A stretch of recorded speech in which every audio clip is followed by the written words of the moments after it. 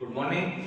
આજે આપણે ધોરણ 12 ની અંદર બાયોલોજીમાં ચેપ્ટર નંબર 2 માં પશ્ચફલન ઘટનાઓ પશ્ચફલન ઘટનાઓની અંદર આપણે વાત કરી કે ફલન થઈ ગયા પછી આ ભ્રૂણપુટ અથવા માદા જન્યુજનકની અંદર અત્યારે એક ફલિતાંડ છે, એક પ્રાથમિક ભ્રૂણકોષ કોષ કેન્દ્ર છે।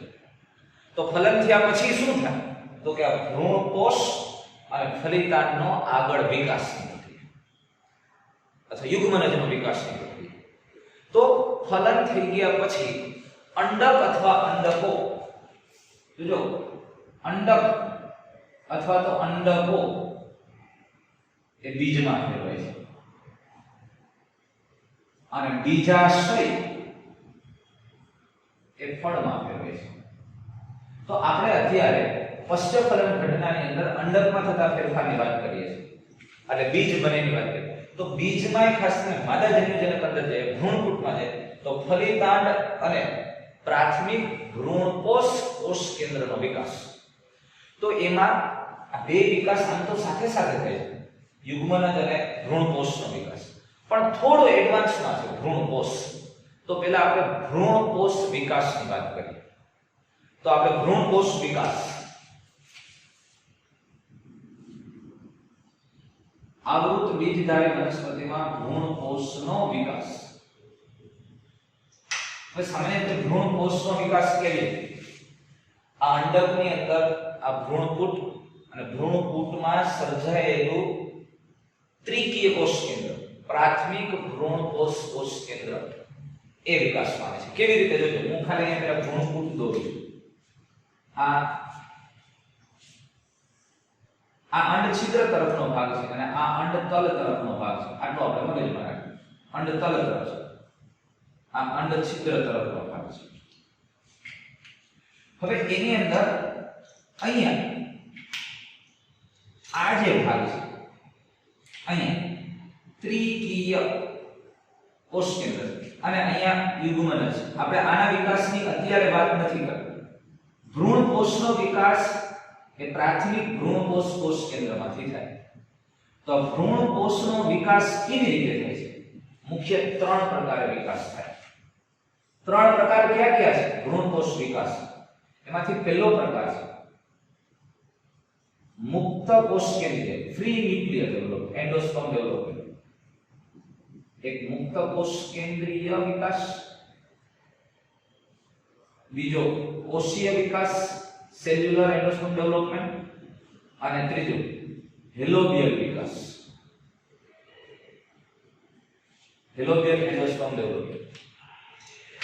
તો આ કેવી રીતે થાય છે ત્રણેયની આપણે વાત કરીએ। આપણી ટેક્સ્ટ બુકની અંદર બીજી ડિટેલમાં વધારે વાત નથી કરી, આ બેની શોર્ટમાં વાત કરી છે, પણ આપણે ત્રણેય પ્રકારને સમજીએ છીએ। મુક્ત કોષ કેન્દ્રીય વિકાસ, તો અહીંયા શું થાય છે જોજો, આ ભ્રૂણપુટની અંદર આ ભ્રૂણપુટમાં આ ત્રિકીય કોષ કેન્દ્ર વારંવાર વિભાજન પામે છે। હવે આ કોષ કેન્દ્ર છે એનું વિભાજન થાય, એકમાંથી બે થાય, બેમાંથી ચાર થાય, ઘણા બધા કોષ કેન્દ્ર મુક્ત થાય।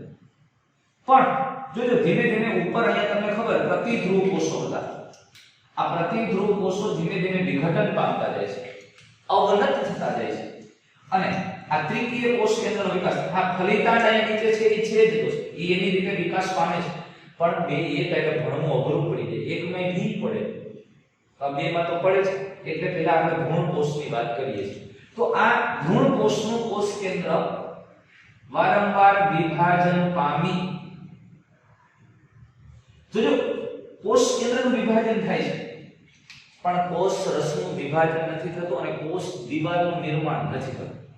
એટલે આખો મોટો આ કોષ, એની અંદર કોષ રસ અને કોષ કેન્દ્ર વારંવાર વિભાજન પામે, કેટલી બધી સંખ્યામાં કોષ કેન્દ્ર સર્જાય પણ કોષ દિવાલ નથી સર્જાતી, એટલે કે કોષ રસ વિભાજન નથી થતું અને વચ્ચે એકદમ મોટી રસધાની સર્જાય ભાઈ, અને પછી એમાં એવું થાય વચ્ચે મોટી રસધાની સર્જાય, આ કોષ કેન્દ્રો બધા આજુબાજુમાં હોય।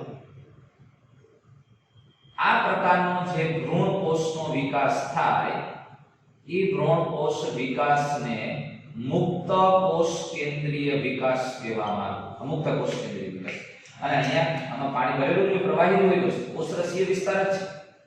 અરે નાળિયેર પાણી પી છે ને જે ગટગટાવી જાય છે સ્ટ્રો મૂકી, એ આ મુક્ત કોષ કેન્દ્રીય ભ્રૂણ કોષ વિકાસ છે.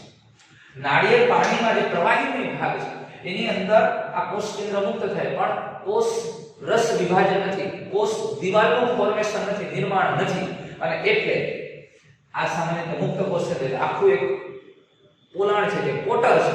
એ કોટર એ ભ્રૂણ કૂટની અંદર એનો મુખ્ય ભાગ છે, અને એની અંદર ઘણા બધા કોષ કેન્દ્ર વિભાજિત થાય અને પ્રવાહીનો ભાગ છે જે નાળિયેર પાણી તરીકે આપણે એ ભ્રૂણ કોષ છે, એ મુક્ત કોષ કેન્દ્રીય ભ્રૂણ કોષનો વિકાસ છે. હા, ત્યાર પછી ધીમે ધીમે એવું થશે કે આમાં આ કોષ કેન્દ્ર છે એ જે પરિઘ તરફ ગયેલા કોષ કેન્દ્ર છે ને એની આજુબાજુ કોષરસ વિભાજન થાય અને કોષ દિવાલનું નિર્માણ થાય.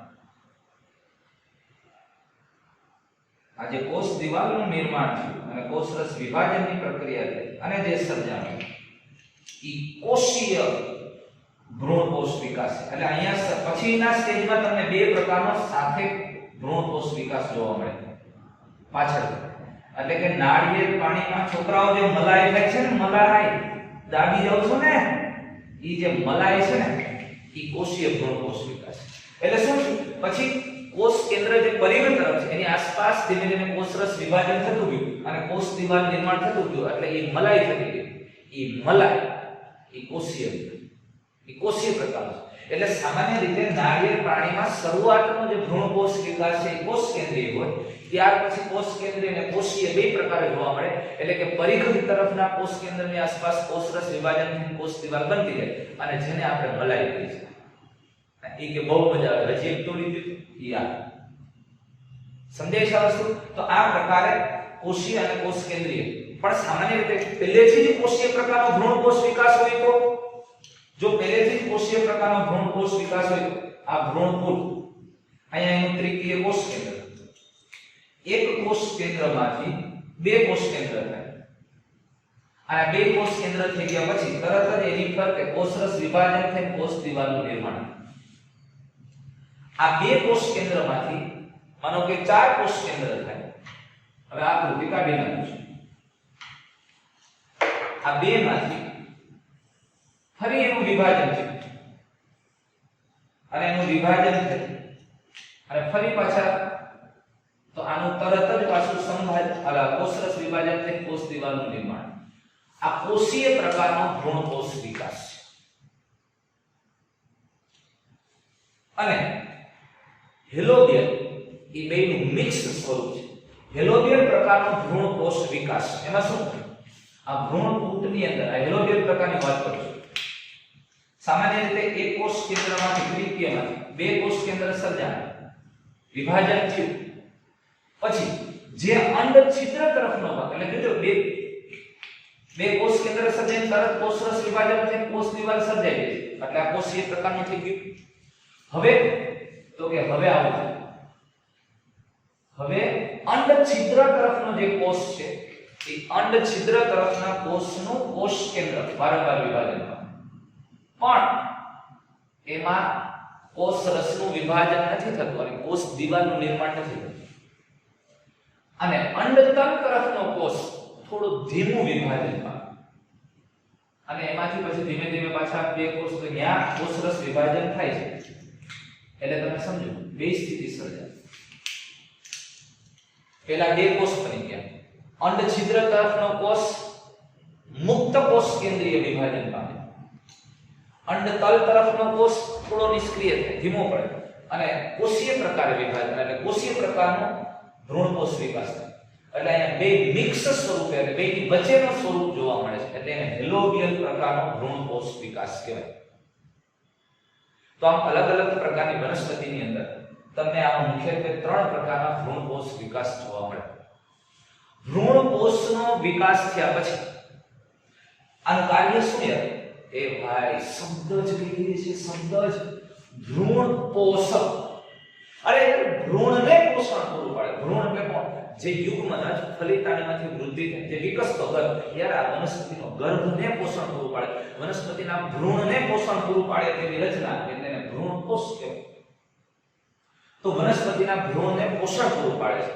તો તો ભ્રૂણ કોષનું કાર્ય વનસ્પતિની અંદર આ જે યુગ્મનજ છે, આ જે ફલિતાંડ છે, એ ફલિતાંડનો જ્યારે વિકાસ થશે એમાંથી જે ભ્રૂણ બને છે, જે ગર્ભ બને છે, એ ગર્ભ અથવા તો એ ભ્રૂણને વૃદ્ધિ દરમિયાન પોષણ પૂરું પાડવાનું કામ ભ્રૂણ કોષનું છે. હવે ઘણી વનસ્પતિની અંદર એવું થાય કે એ વનસ્પતિમાંથી જ્યારે ભ્રૂણનો વિકાસ થતો હોય ત્યારે ભ્રૂણ કોષ દ્વારા પોષણ પૂરું પાડવામાં આવે છે, તો એ વિકાસ દરમિયાન ભ્રૂણ કોષના કોષો છે એ ખોરાકનો સંગ્રહ કરે છે, એટલે એ ખોરાક બધો વિકસતા ભ્રૂણને પૂરો પાડે છે. તો ભ્રૂણ કોષ ભ્રૂણના વિકાસ દરમિયાન વપરાય છે. એટલે એમાંથી જ્યારે ભ્રૂણ આખું અંડકમાંથી બીજ બને ને ત્યારે એ બીજમાં બીજ બની ગયા પછી ભ્રૂણ કોષની હાજરી ન હોય તો એને અભ્રૂણકોષી બીજ કહેવાય. પણ એકદળી જેવી વનસ્પતિમાં જ્યારે ગર્ભનો વિકાસ થાય છે, જ્યારે ભ્રૂણનો વિકાસ થાય છે, એ દરમિયાન તો એમાંથી ખોરાક વાપરે છે ભ્રૂણ કોષમાંથી વિકસતો ગર્ભ. પણ ભ્રૂણનો સંપૂર્ણ વિકાસ થઈ જાય અને છતાંય ભ્રૂણ કોષમાં હજી ખોરાક પડ્યો અને ભ્રૂણ કોષ થોડા વપરાયા વગરના રહી જાય છે, એટલે બીજ બને ને એ બીજ બને ત્યારે પણ હજુ ભ્રૂણ કોષ એમ ન હોય, તો આવા બીજને ભ્રૂણકોષી બીજ કહેવામાં આવે છે. સામાન્ય રીતે મોટે ભાગે એકદળી વનસ્પતિની અંદર આવા ભ્રૂણકોષી બીજ જોવા મળે, અથવા તો દિવેલા જેવી વનસ્પતિ એરંડિયાના બીજ છે એ ભ્રૂણકોષી બીજ છે. તો આ ભ્રૂણકોષનો ઉપયોગ છે, અને જે આપણે આગલા 11મા ધોરણની અંદર ભણી ગયા છે, આગલા ધોરણની અંદર એના વિશે ભ્રૂણકોષી બીજ અને અભ્રૂણકોષી બીજ શું કરવાને. પણ એક વસ્તુ મગજમાં સ્પષ્ટ રીતે અહીંયા હજી એક વાર સ્પષ્ટતા કરી દો. આવૃત બીજધારી વનસ્પતિના ભ્રૂણકોષ ત્રિકીય હોય અને અનાવૃત બીજધારી વનસ્પતિના ભ્રૂણકોષ દ્વિકીય હોય. આવૃત બીજધારી વનસ્પતિનો ભ્રૂણકોષ ફલન પછી સર્જાય છે અને અનાવૃત બીજધારી વનસ્પતિનો ભ્રૂણકોષ ફલન પહેલા સર્જાય છે. અને એટલે અનાવૃત બીજધારી વનસ્પતિનો ભ્રૂણકોષ દ્વિકીય નહીં પણ એકકીય હોય છે. એ મગજમાં રહે, એકકીય, કારણ કે ફલન પહેલા ભ્રૂણકોષ સર્જાય છે. એટલે આ ખાસ ધ્યાનમાં રાખવા જેવી બાબત છે. હવે આ ઉપરાંત હું ભ્રૂણકોષની થોડી બીજી વાત કરું. આ મુખ્ય પ્રકાર છે મુક્ત કોષ, કેન્દ્રીય કોષીય અને હેલોજન. આ ઉપરાંત ભ્રૂણકોષના વિકાસને આધારે હજુ બે વધારાના પ્રકારની વાત કરું છું. ચોથો રૂમિનેન્ટ અને મોઝેક પ્રકાર. હવે રૂમિનેન્ટ ભ્રૂણકોષ કોને કહેશે? જ્યારે ભ્રૂણકોષનો વિકાસ થઈ ગયા પછી જ્યારે બીજની અંદર ભ્રૂણકોષ જોવા મળે, એ ભ્રૂણકોષની સરફેસ, ભ્રૂણકોષની સપાટીય વિસ્તાર ખરબચડો હોય તો એને રૂમિનેન્ટ કહેવામાં આવે છે. ભ્રૂણકોષી બીજમાં ભ્રૂણકોષ સર્જાઈ અને પછી ભ્રૂણકોષની સરફેસ છે, સપાટીય વિસ્તાર છે, એ ખરબચડી જોવા મળે તો એને રૂમિનેન્ટ કહેવામાં આવે. મોઝેક પ્રકાર. સામાન્ય રીતે ભ્રૂણકોષની અંદર કોષો હોમોજીનિયસ ન હોય, એની અંદર જનીનિક. તો મોઝેક પ્રકારની અંદર કેવું જોવા મળે? ક્યારેક કેટલાક વૈજ્ઞાનિકોને ધ્યાનમાં આવ્યું, ખાસ કરીને મકાઈના અને એના બીજમાં, કે જો મકાઈનું બીજ છે ભ્રૂણકોષી બીજ છે, બીજ પછીના ભ્રૂણકોષ છે ને, તો ભ્રૂણકોષની અંદર લાદીની જેમ ટપકા ટપકા જેવી ડિઝાઇન જોવા મળી. એટલે એના કોષોની અંદર આવી જનીનિક દ્રષ્ટિએ કંઈક વેરિએશન જોવા મળી, વિવિધતા જોવા મળી, અને જનીની અભિવ્યક્તિને લઈને. અને એમાં કલર, ખાસ કરીને મકાઈની અંદર પીળા અને સફેદ ડાઘા જોવા મળે, અથવા રેડ અને બ્રાઉન અથવા તો વ્હાઇટ કલરના ટપકાઓ જોવા મળે. એટલે એમ ડિઝાઇન થાય કે મોઝેક પ્રકારનું બીજું. અને એના પાછળ બે પેટા પ્રકાર પાડવામાં આવ્યા, એક જેનિયા અને બી મેટાજેનિયા. હવે આમાં જેનિયા કોને કહેવાય અને મેટાજેનિયા કોને કહેવાય? જેનિયા એટલે તમે સમજો ભ્રૂણકોષ. ભ્રૂણકોષની અંદર કોષો કેવી રીતે બન્યા? તો કે 2n એટલે કે 2n છે માદા તરફથી છે અને 1n એ નર જન્યુનું છે, એટલે કે પરાગરજમાંથી આવેલું લક્ષણ છે. એટલે જેના ભ્રૂણકોષમાં પરાગરજના જનીનની અભિવ્યક્તિ જોવા મળે છે અને એને કારણે એની અંદર કલરમાં, રંગમાં થોડો વેરિએશન આવે છે, એને જેનિયા કહેવામાં આવે છે.